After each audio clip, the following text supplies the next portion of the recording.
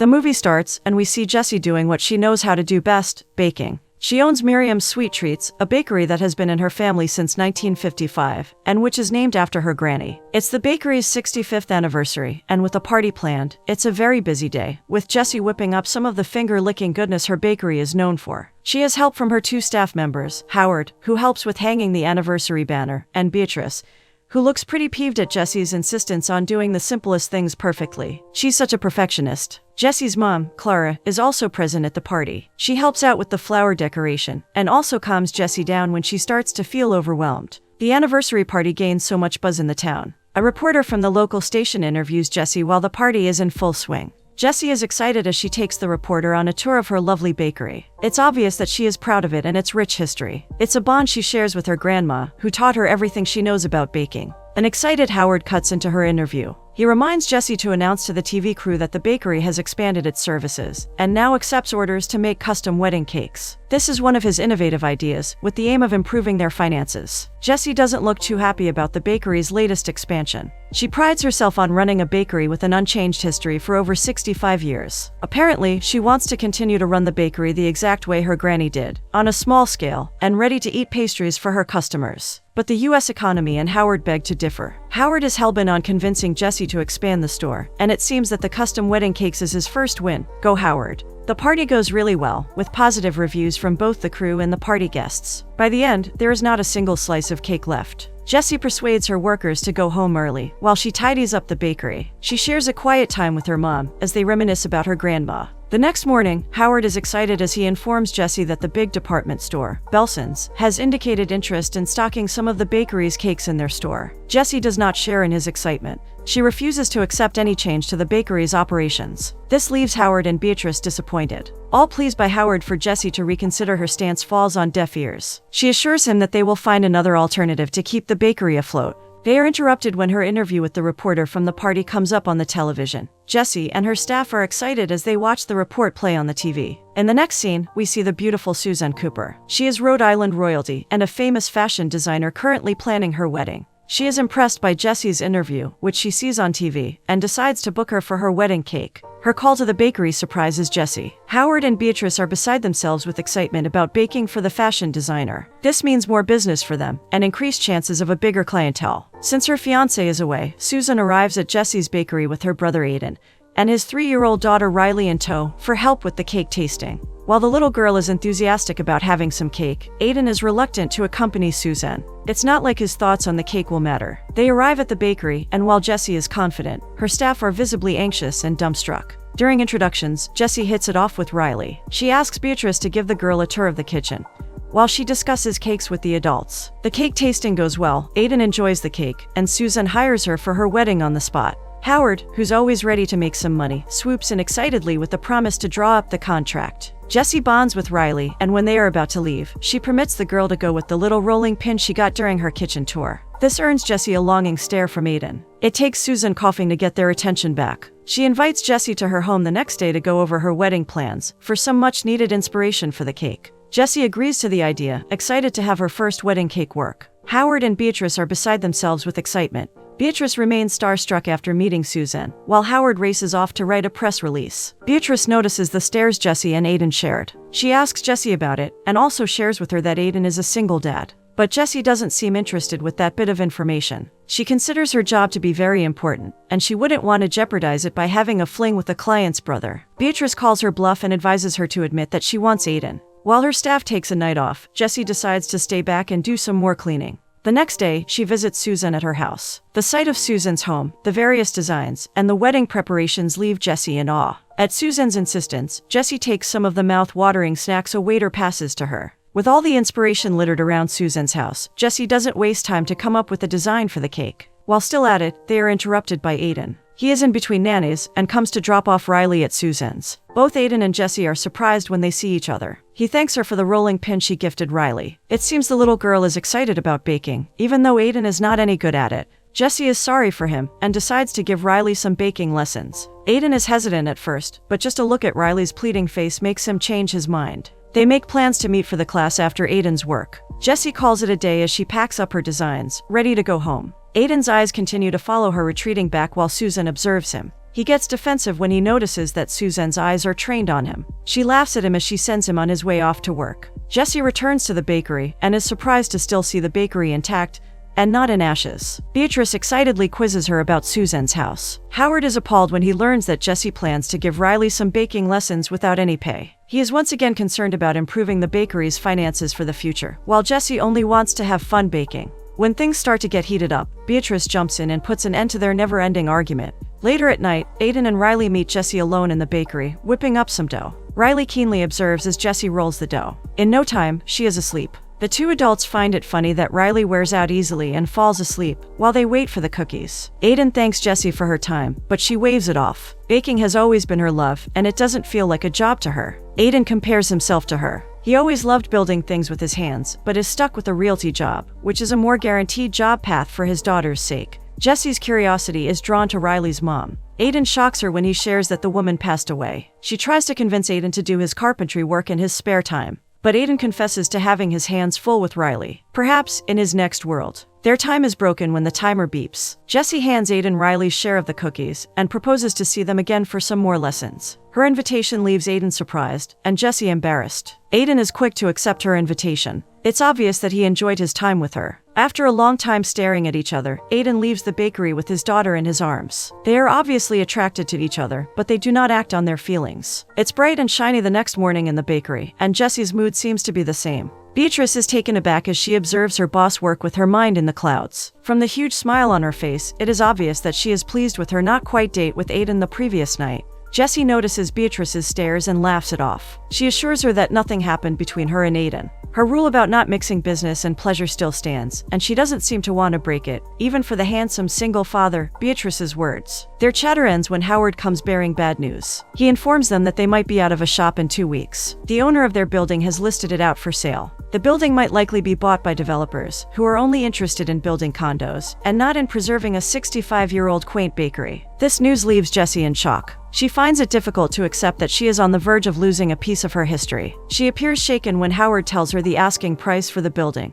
It's more than she could make from her bakery in 10 years. She seems to have lost all hope of continuing work, but her workers remind her of Suzanne's wedding cake. Determined to carry through with Suzanne's wedding, she visits Suzanne to continue familiarizing herself with the wedding theme. In no time, Suzanne notices that Jessie isn't her usual self, as her mind seems to be far away. After some prodding, Jessie tells her about the issue with the building. Suzanne is surprised at Jessie's talks of closing the business if they lose the building. She has had some very special moments in the bakery, and it doesn't feel cool going to a new place. Suzanne gives her a pep talk about life not always happening the way people want it. She advises her to either look for another space or fight the people trying to sell the building. Inspired by Suzanne's pep talk, Jessie makes the decision to do everything possible to keep the building. She cycles all the way to her bakery and excitedly informs Howard to take the deal with the Belsons. This leaves both Howard and Beatrice excited. Operation Save Miriam's Sweet Treats gets into full swing. With that decision made, the bakery becomes busier than usual, with all hands on deck as they try to meet up with their orders for Belsons. Jessie promises Howard and Beatrice a raise in their salaries once they are able to make enough money to buy the building.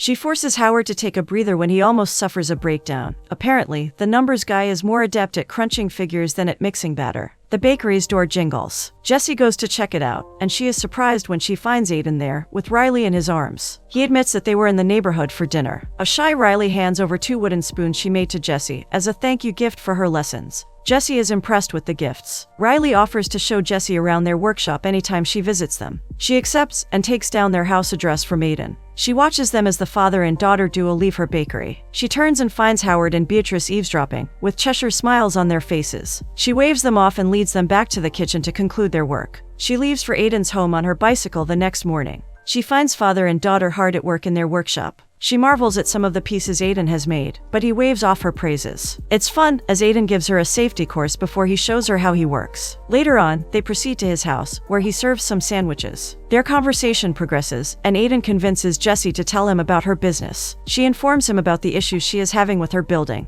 He is sympathetic and offers to lend her his help in any way. He offers to put in a good word for her, as his boss's brother runs the realty selling the building. Jessie is excited, as things seem to be shaping up for her. Back at the bakery, she faces a questioning session from a curious Beatrice. Beatrice is disappointed that nothing else happened between Jessie and Aiden. Jessie reminds her that she is focused on saving her bakery and not starting a relationship with Aiden. Howard interrupts their chat. He approaches them in a rush, overly excited about some news. He informs them that their experiment with Belson's was successful. Apparently, Belson's is doubling their order, and although it means more work for them, they will be making more money. Better for them, as Jessie swings into boss action. She informs Howard to put out an ad for new bakers, while she and Beatrice inform their vendors to increase their orders. Howard hires 2 additional bakers to join the team, after a grueling interview session with some candidates. Aiden and little Riley are not left out. They help Jessie to paste her bakery's buy 2 for 1 sales poster in town. With this, work at the bakery seems to be more intense, and the stress of it all just about hits Jessie. Aiden invites her out to a secret date to relax a bit.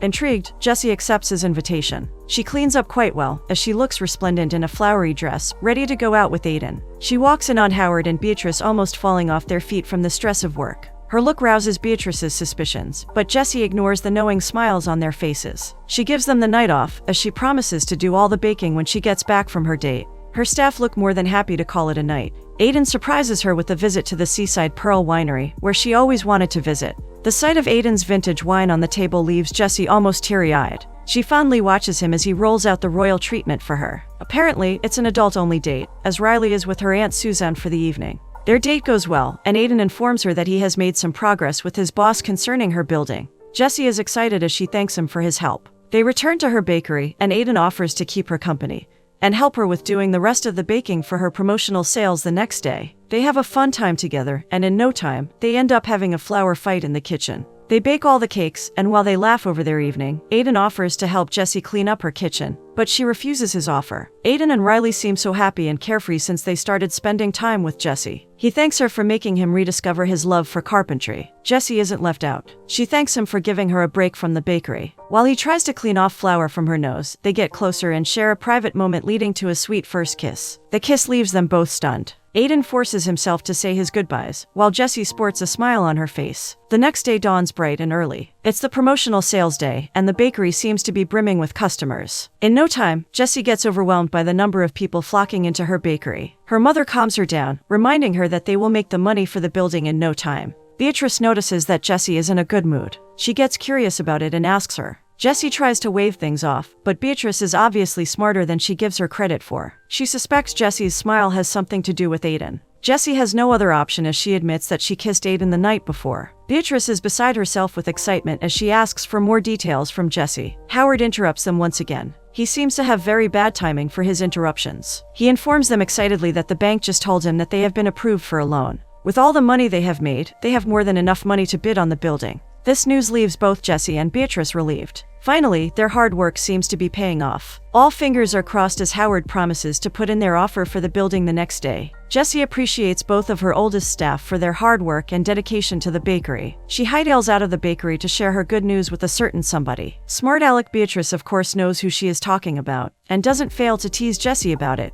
Jessie is excited as she meets with Aiden and shares her good news with him. Aiden is proud of her. He invites her to be his date to Suzanne's wedding, which is in a week's time. His invitation pleases Jessie, and she accepts. They walk off hand in hand as they smile at each other. Jessie pays Suzanne a final visit before the wedding. They discuss the wedding cake. Even though it's bigger than any other order she has received, Jessie is convinced that she can bake it. Suzanne ushers her into a room for a surprise gift, a dreamy lavender blue dress on a hanger. Jessie is gobsmacked when she sees the dress, a Suzanne Cooper design, just for her. Suzanne informs her that she made it for her for the wedding, as she is Aiden's date. Suzanne is concerned as she asks her about her building issues. Jessie is quite optimistic, as she gives her the latest report that they have made their bid. Immediately Jessie's phone rings, and she takes the call. It's Howard on the other line. His sad voice filters through as he informs Jessie that the buyout did not go through. Apparently, the brother of the realtor at OceanGate Realty already bought the building. Jessie is devastated at this news, especially when Howard informs her that it's a done deal. The next step for them is to start moving out of the building, as the new buyers will be taking over once their plans are concluded.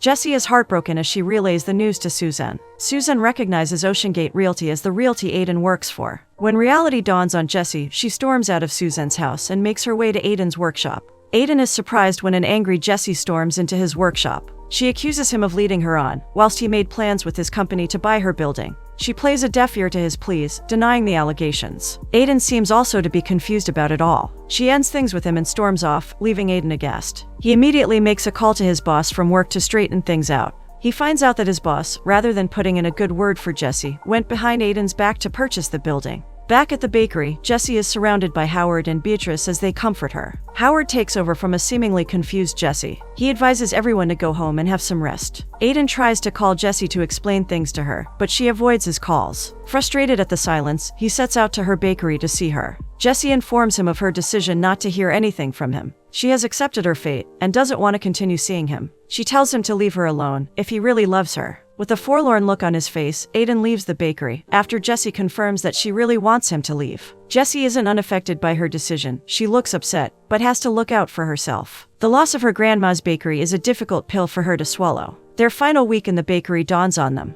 Beatrice finds Jessie looking dejected, as she apologizes to her grandma's picture for disappointing her. Her plan to cheer Jessie up doesn't work. Howard breezes in with his usual cheerful aura. He has been busy at work and has scored several new spaces that they can check out for their bakery. Jessie surprises them with the news that she isn't ready to move to a new place. She claims she needs more time to think things through, but time is what they do not have. She offers to finish up with Suzanne's cake, while the others go look at spaces. With Suzanne's wedding around the corner, Aiden makes a beautiful arch for her ceremony. Suzanne is beside herself with a teary smile as she thanks him. She is concerned about her brother, as he doesn't look like his usual self. Aiden informs her of Jessie's stubbornness. She gives him a hint about doing something to help Jessie. Howard and Beatrice are concerned when they return and still meet Jessie looking forlorn while she bakes. She doesn't sound excited when they tell her about the places they saw. Even Howard's decision to lock up the store doesn't get a reaction from her. Howard decides to bring in Clara to speak some sense into her daughter. Clara visits Jessie at the bakery. The duo share a teary hug as she comforts her daughter. She assures her that she isn't disappointed in her for their loss of the building.